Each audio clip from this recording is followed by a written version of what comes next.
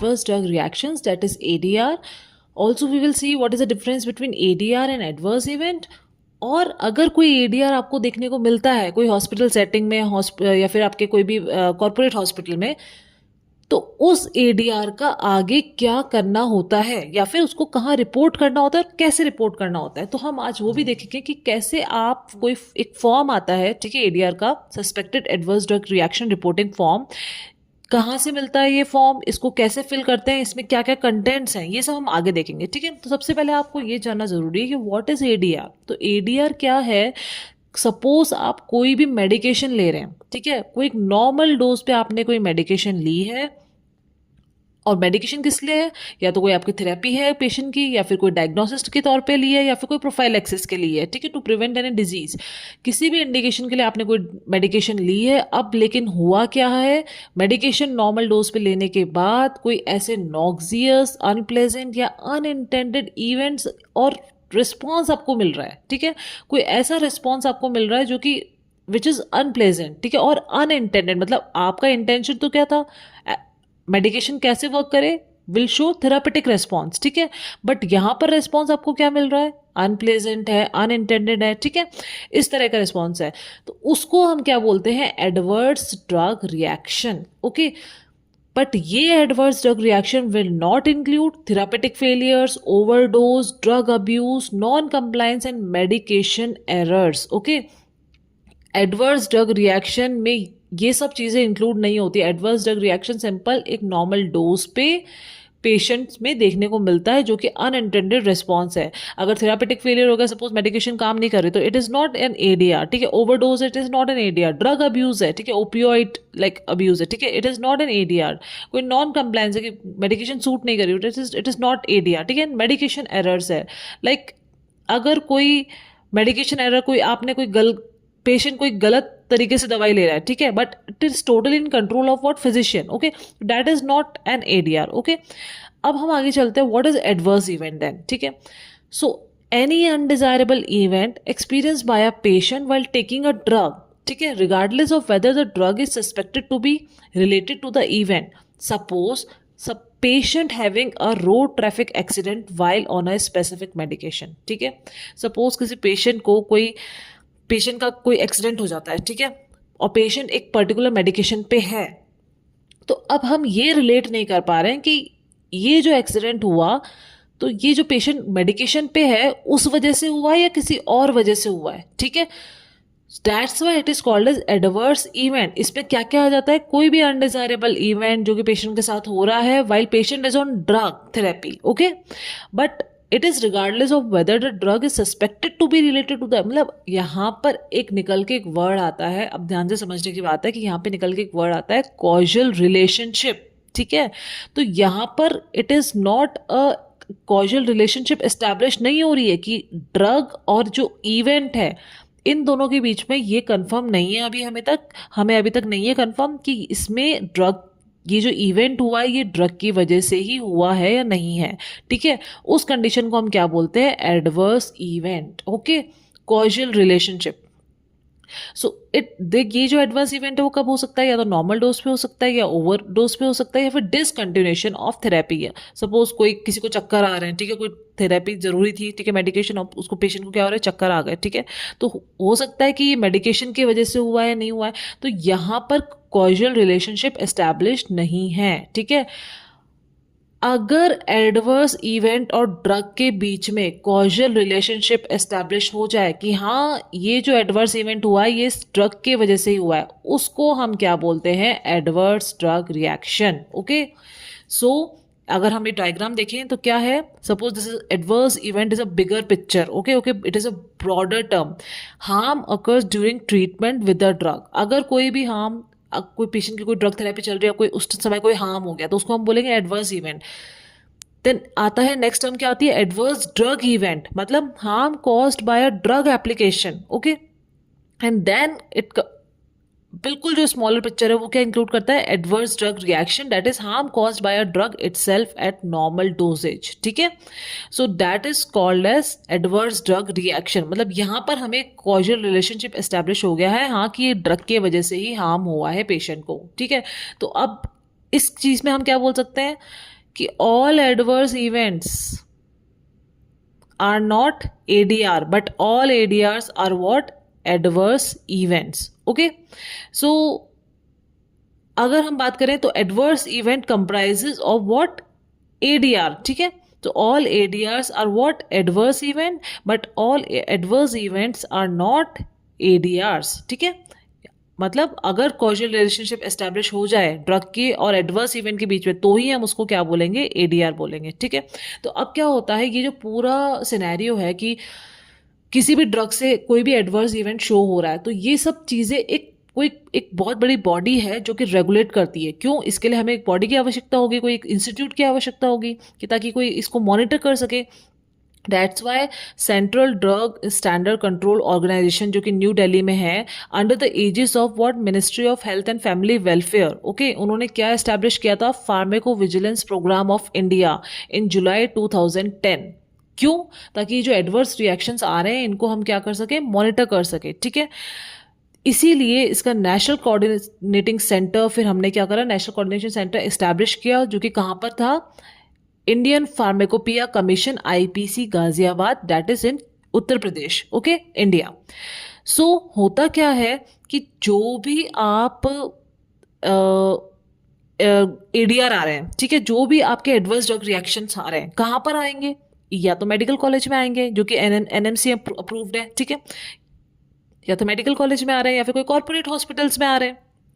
तो कोई भी हॉस्पिटल सेटिंग, क्लिनिक सेटिंग, कहीं भी जहाँ भी ADRs आ रहे हैं, ठीक है, उनको हम बोलते हैं हॉस्पिटल सेटिंग्स को या फिर मेडिकल कॉलेजेस को AMC, that is ADR monitoring centres. Okay, यहाँ पर जो भी पेशेंट्स आए उनको सपोज ADRs क्या हो सकते हैं, कुछ भी हो सकते हैं. जैसे क्या हो गया, कोई रैशेज हो गया मान लो, ठीक है, या फिर सपोज हाइपोटेंशन, ठीक है, caused by what, anti hypertensive drugs. ठीक है, हाइपोग्लाइसीमिया शोन बाय इंसुलिन, ये सब क्या है, ADRs है. या फिर हो सकता है कोई एक्जेंथीमा रिएक्शंस है, कोई एलर्जिक रिएक्शंस है, कोई फिक्स ड्रग इरप्शंस है. ठीक है, या फिर स्टीवन जॉनसन सिंड्रोम है, किसी ड्रग को लेने के बाद शो हो रहा है. ठीक है, तो ये सब ADRs क्या होते हैं, ADRs का क्लासिफिकेशन हम नेक्स्ट वीडियो में देखेंगे. तो ये सब ADRs क्या होते हैं, आपने पेशेंट के नोट किया, अब वो नोट कहाँ करोगे आप, AMC में. आपने सबसे पहले नोट किया फॉर्म पे. ठीक है, तो ये जो ADRs हैं जो कि किसने नोट किए हैं, AMC ने, ADR monitoring centre, that is medical colleges में कोई भी रिपोर्ट कर सकता है, हम आगे देखेंगे अभी. ठीक है, फिर वो डेटा आपने कहाँ पे एंटर किया, विजीफ्लो, दैट इज अ सॉफ्टवेयर, और ये आपने डिटेल्स कहाँ पर सेंड कर दी है, अब national coordinating centre, that is what, IPC Ghaziabad. अब आपने जो भी रिपोर्टिंग करी वो कहाँ पर चली गई है, national coordinating centre IPC Ghaziabad में, for quality and safety updates. ठीक है, अब यहाँ पर क्या होगा, कॉजुअलिटी असेसमेंट चेक होगा. ठीक है, कॉजुअलिटी असेसमेंट क्या होता है कि वेरियस स्केल्स अप्लाई होती है, लाइक नरेंजो स्केल, WHO स्केल. ठीक है, वो अप्लाई करके देखते हैं कि ड्रग में और ये जो रिएक्शन आया या इवेंट आया, इसमें रिलेशनशिप है भी या नहीं है. ठीक है, तो अगर रिलेशनशिप एस्टैब्लिश हो गया कि हाँ ये जो रिएक्शन आया ये इसी ड्रग की वजह से आया है, ये डिसीजन कब होता है, जब हम पूरे सब कुछ इवेंट्स स्टडी करते हैं. ठीक है, वो जो कि फॉर्म में आप इंफॉर्मेशन लिखेंगे, उसको स्टडी करने के बाद आप एक कंक्लूजन पे पहुंचते हैं कि हाँ ये ड्रग ही रिस्पॉन्सिबल है इस एडवर्स ड्रग रिएक्शन के लिए. ठीक है, फिर जब ये वैलिड दिखता है आपको ये सारी डिटेल्स, तो अब ये इंफॉर्मेशन कहाँ पे जाएगी, Uppsala monitoring centre in what, Sweden. ठीक है, और यहाँ से डिसाइड होगा कि इस ड्रग को रिकॉल करना है या कि नहीं करना है. ठीक है, final decision. So this is the way how pharmacovigilance programme of India operates. Okay, so अब हम चलते हैं फॉर्म की तरफ कि फॉर्म कैसे भरना होता है. ठीक है, तो if you can see the form, ठीक है, this is what, suspected adverse drug reaction reporting form, this is version 1.4, very important to note. ठीक है, अब ये क्या है, for voluntary reporting of ADRs by health care professional. This form is for health care professional. ठीक है, consumers के लिए भी अलग फॉर्म आता है, वो भी हम अलग नेक्स्ट वीडियो में बात करेंगे. ठीक है, so Indian pharmacopoeia commission, national coordination centre pharmacovigilance programme of India under the MOHFW, government of India. Okay, Ghaziabad. PVPI helpline number है 1800-180-3024. इसको याद कैसे कर सकते हैं आप, देखिए 1800-180-3024. 1800-180 यू कैन इजीली रिमेंबर. ठीक है, 3024 मतलब आप ये रिपोर्ट, इस नंबर में भी एक मैसेज है। क्या मैसेज है कि आप ये रिपोर्टिंग कब कर सकते हैं।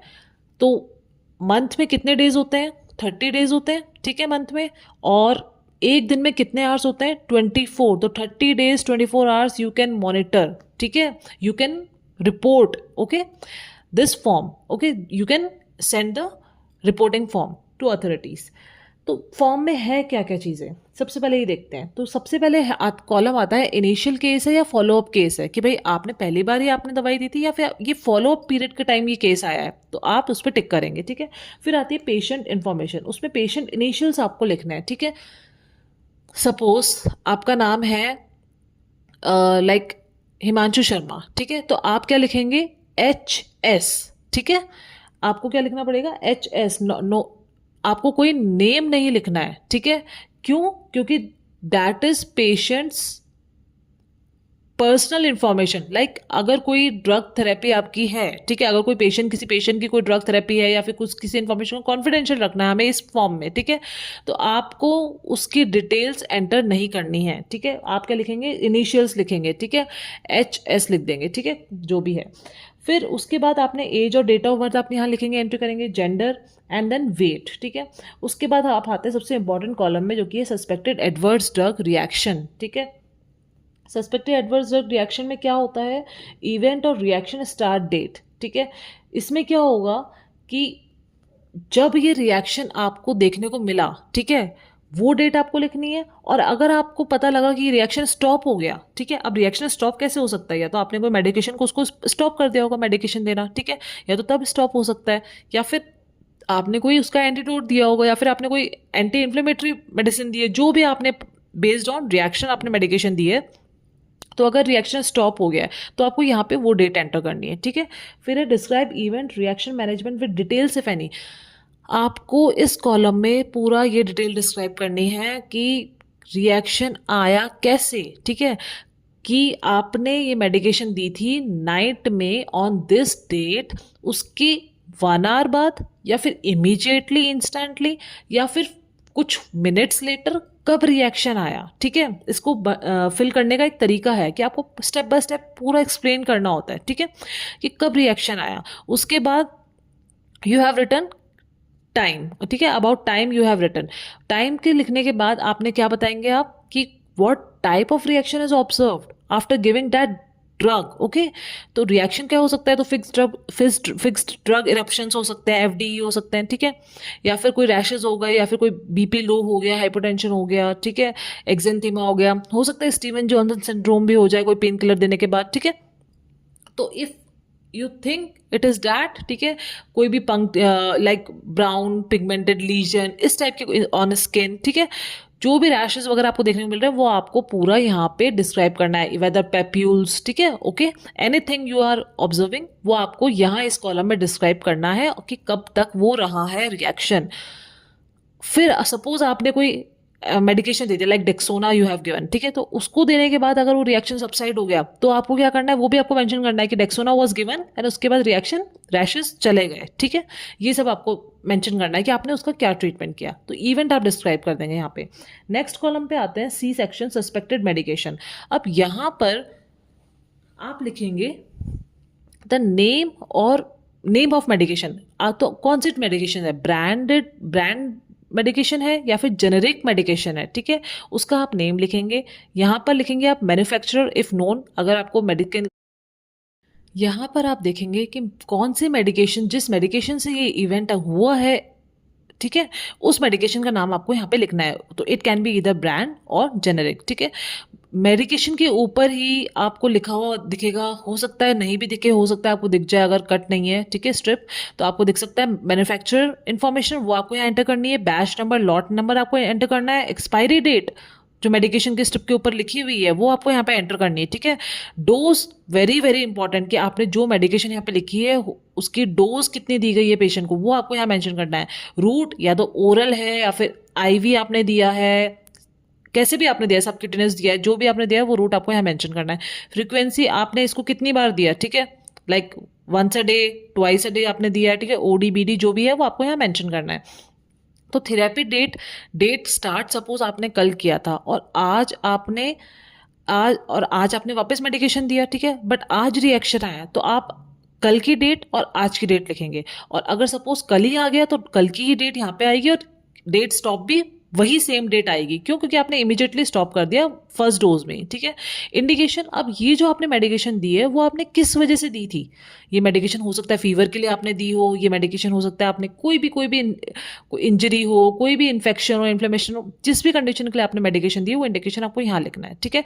Causality assessment, this is the again a very big topic, okay. So यहाँ पर आप देखेंगे इसको हम एक नेक्स्ट लेक्चर में लिख सकते हैं, ठीक है, कि कॉजुअलिटी असेसमेंट हम क्या देख रहे हैं कि ये ही ड्रग रिस्पॉन्सिबल है क्या एडवर्स इवेंट के लिए, कि ड्रग और जो एडवर्स इवेंट है इसमें रिलेशनशिप है क्या, ठीक है, कि ड्रग से ही ये एडवर्स इवेंट हुआ है, ये हम चेक करते हैं causality assessment. There are various scales like WHO scale और नारेंजो स्केल्स, ओके।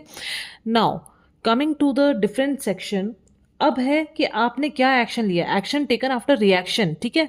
अब रिएक्शन आ गया, आपने मेडिसिन का नाम लिख दिया कि किस मेडिसिन से हुआ है। अब आप क्या देख रहे हैं कि आपने एक्शन क्या लिया, ठीक है, ये आपको यहाँ पे फिल करना पड़ेगा, ठीक है। कैसे?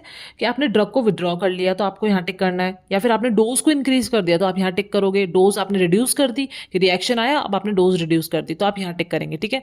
आपने डोज को चेंज ही नहीं किया, ठीक है, और या फिर नॉट एप्लीकेबल, उससे कोई आपने कुछ भी एक्शन नहीं किया है, तो मतलब डोज को आप ना तो इंक्रीज कर सकते हैं ना डिक्रीज कर सकते हैं, नॉट एप्लीकेबल, ठीक है। और अननोन, अगर आपके पास इन्फॉर्मेशन नहीं है, if you are reporting some reaction और आपके पास इन्फॉर्मेशन नहीं है तो आपको अननोन पे क्लिक करना है, ठीक है। उसके बाद आता है हमारे पास रिएक्शन रीअपीयर्ड आफ्टर री इंट्रोडक्शन ऑफ सस्पेक्टेड मेडिकेशन। मतलब आपने यहाँ पर जो भी आपने ड्रग दी, मेडिसिन दी, उससे रिएक्शन आया, ठीक है। अब आपने स्टॉप कर दी ड्रग, अब रिएक्शन सबसाइड हो गया, अब आपने वापस ड्रग को रीइंट्रोड्यूस करा उसी डोज पे, अब क्या हो गया, वापस से रिएक्शन रीअपियर हो गया। तो आपको यस अगर हो जाता है तो आपको यहाँ टिक करना है, और अगर वापस मेडिकेशन देने से नहीं आता रिएक्शन तो आपको नो पे क्लिक करना है, ठीक है। इफेक्ट अननोन अगर आपको नहीं समझ में आ रहा है, और डोज इफ री इंट्रोड्यूस तो आपको डोज लिखनी है कि आपने उसी डोज पे दिया है या आपने कम डोज पे दिया है, या फिर आपने डोज को जो भी आपने चेंज किया वो आपको इन्फॉर्मेशन यहाँ पे एंटर करनी है, ठीक है। अब क्या है, नेक्स्ट कॉलम है 11 number, concomitant medical product including self medication and herbal remedies with therapy dates, exclude those use to treat reaction. अब सपोज आपने डेक्सोना दिया तो उसको आप यहाँ पे मेंशन नहीं करेंगे, आप यहाँ पे क्या मेंशन करेंगे, जो भी पेशेंट खुद से कोई मेडिकेशन ले रहा है, ठीक है, या उसके ऑलरेडी कोई मेडिकेशन चल रही है, ठीक है, तो वो सब मेडिकेशंस की डिटेल यहाँ पे आपको एंटर करनी है। सपोज हो सकता है कोई वो हर्बल रेमेडी ले रहा है, या फिर कोई पेशेंट आयुर्वेदिक मेडिकेशन पे है, होम्योपैथिक मेडिकेशंस पे है, तो उनके भी यहाँ पे आपको डिटेल्स मेंशन करनी है, उनकी डोज, रूट, फ्रिक्वेंसी, कैसे therapy, date start, date stop, ठीक है, इंडिकेशन किस वजह से पेशेंट ने लिए, किस चीज़ के लिए लिए, ठीक है, वो सब डिटेल्स आएंगी आपके इस कॉलम में, ओके। एडिशनल इन्फॉर्मेशन में आपको क्या है कि अगर सपोज आपके पास कोई एडिशनल इन्फॉर्मेशन है कि suppose patient is already on some therapy, patient suppose कोई एंटीकोएगुलेंट मेडिकेशन पे है, ठीक है, पेशेंट एंटीकोएगुलेंट मेडिकेशन ले रहा है, तो वो उसका सपोज कोई लेना देना है नहीं इस इवेंट से, बट आपको you can give additional information here, okay. You can write whatever you want to send some knowledge about the patient or whatever you want to inform any details about the patient, ठीक है, वो आप कहाँ पे लिखेंगे, यहाँ additional information वाले पे, ठीक है, कॉलम में। फिर है आपके पास नेक्स्ट आता है, दिस इज फॉर AMC और NCC use only, like registration number, AMC report number, okay. Relevant investigation with dates, 12 column आता है आपका, आपने कोई इन्वेस्टिगेशन करवाई है विद डेट, आपको यहाँ मेंशन करना है, ठीक है। रेलिवेंट मेडिकल कोई भी इंफॉर्मेशन है, लाइक मेडिकेशन हिस्ट्री है, for example allergies, pregnancy, addiction, hepatic renal dysfunction, वो आपको सब यहाँ पे मेंशन करना है, ठीक है, प्रेगनेंसी एंड ऑल। अब आपको क्या देखना है, seriousness of the reaction, no तो आपको टिक करना है, इफ यस तो क्या है कि जो भी रिएक्शन हो रहा है, if it has led to what, death, या फिर इट इज लाइफ थ्रेटनिंग, और या फिर हॉस्पिटलाइजेशन इनिशियल और प्रोलॉन्ग, मतलब हो सकता है कुछ स्टार्टिंग में ही हॉस्पिटलाइजेशन हुआ बाद में, या फिर हो सकता है कि लंबे समय तक पेशेंट को इस एडवर्स रिएक्शन की वजह से हॉस्पिटल में रहना पड़ा हो, ठीक है। और क्या हो सकता है, कंजेनिटल एनॉमली हो सकती है, डिसेबिलिटी, अदर मेडिकली इंपॉर्टेंट जो भी है वो आपको यहाँ पे टिक करना है। अब इसका आउटकम क्या हुआ कि ये रिएक्शन हुआ इस मेडिकेशन, तो इसका आउटकम क्या है कि आपने सपोज डेक्सोना दे दिया तो पेशेंट रिकवर्ड हो चुका है, या फिर रिकवरिंग, ठीक है, या फिर नॉट रिकवर्ड, या फिर फैटल, मतलब अभी भी कंडीशन वर्स है, ठीक है, रिकवर्ड विद सीक्वले, या फिर हो सकता है कि कुछ और हुआ हो उसके बाद इवेंट, उसके बाद पेशेंट रिकवर कर रहा है, ठीक है। तो आपको यहाँ टिक करना है, या फिर अननोन, ठीक है, आपको नहीं पता है इसके बारे में, क्योंकि समटाइम क्या होता है, कोई केस आता है तो उसकी डिटेल अगर आपको नहीं पता है तो फिर भी आप फॉर्म फिल करके भेज रहे हैं, ठीक है, तो हो सकता है आपको नहीं पता, तो अननोन पे आप क्लिक कर सकते हैं, ओके। इसके बाद हम आते हैं, this covers the whole of the form area. इसके बाद हम आते हैं रिपोर्टर डिटेल, जिसमें आपका name, address, pin, email, contact number, occupation, signature and date of the report, very important, ठीक है, ये आपको यहाँ पर लिखना है, ठीक है। अब इसमें जो इम्पोर्टेंट बात जानने की ये है कि सबसे पहले पेशेंट की जो कॉन्फिडेंशियलिटी है वो हम पेशेंट की जो इन्फॉर्मेशन है वो हम क्या रखते हैं, कॉन्फिडेंशियल रखते हैं, सबसे पहली बात। दूसरा, एक बहुत कॉमन क्वेश्चन अराइज होता है कि जो भी रिपोर्ट ये भेज रहा है, ठीक है, जो भी person this is sending this report to IPC और टू एएमसी, ठीक है, समबडी रिपोर्टिंग, तो ऐसा कुछ नहीं है कि आपसे क्वेश्चन किया जाएगा कि ये कैसे हुआ, या फिर कोई चीज तरह का एलिगेशंस आप पे लगेंगे, ठीक है, ऐसा कुछ नहीं है। You are just sending this report to IPC Ghaziabad and वो आगे डिसाइड करेंगे कि ये रिपोर्ट वैलिड है या नहीं है, ओके।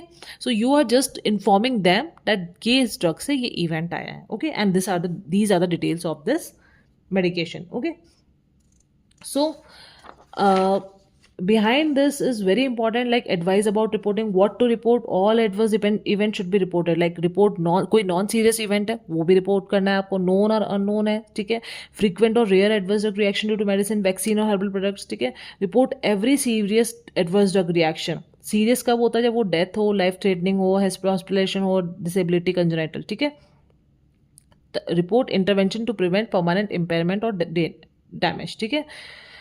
सो serious adverse event following immunisation, ठीक है, अगर इम्यूनाइजेशन हुआ है उससे एडवर्स इवेंट आया तो it can be also reported serious adverse event, okay. Case notification form available at this. So इस वेबसाइट से आप ये फॉर्म डाउनलोड कर सकते हैं और फिल करके भेज सकते हैं। This is for health care professional, ठीक है, कंज्यूमर्स के लिए अलग है, ठीक है। HTTP www.ipc.government.in। कौन कौन रिपोर्ट कर सकता है, any buddy can report, clinician, dental surgeons, pharmacist, nurses, anybody can report this adverse drug reaction। और आपको रिपोर्ट कहाँ करना है, this can be send to nearest adverse drug monitoring centre, that is AMC, और या फिर आप डायरेक्टली नेशनल कोऑर्डिनेटिंग सेंटर को, आप PVPI को आप भेज सकते हैं। कैसे, ये तो या तो हेल्पलाइन के थ्रू भेज सकते हैं आप, it is very easy to remember, 1800 180 30 days in a month and 24 hours, ठीक है, टू रिपोर्ट ADR, और या फिर आप डायरेक्टली मेल कर सकते हैं, ठीक है, pvpi.ipc@government.in, ठीक है। और नेशन वाइड AMC की लिस्ट अगर आपको जाननी है कि आपके स्टेट में कौन सी AMC है, तो आप वेबसाइट विजिट कर सकते हैं, ठीक है। सबमिटेड इन्फॉर्मेशन का क्या होता है कि again causality assessment carried out at AMC by using WHO UMC scale, उसको हम आगे फॉरवर्ड करते हैं to PVPI national coordinating centre IPC Ghaziabad through ADR database. Analyse होकर डेटा कहाँ जाता है, WHO Uppsala monitoring centre in Sweden, ठीक है।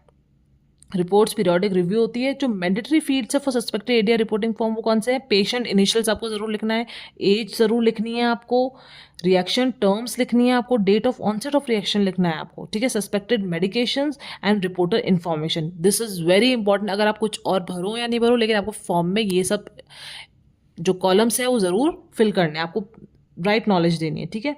Adverse drug reaction reporting tools क्या है, ईमेल है, हेल्पलाइन नंबर है, एंड ADR मोबाइल ऐप है, दैट इज ADR PVPI। तो ये ऐप आप डाउनलोड कर सकते हैं, और अगर कोई भी एडवर्स ड्रग रिएक्शन आ रहा है तो आप उसकी इन्फॉर्मेशन यहाँ से भेज सकते हैं, okay. So this is all about your ADRs। Thank you.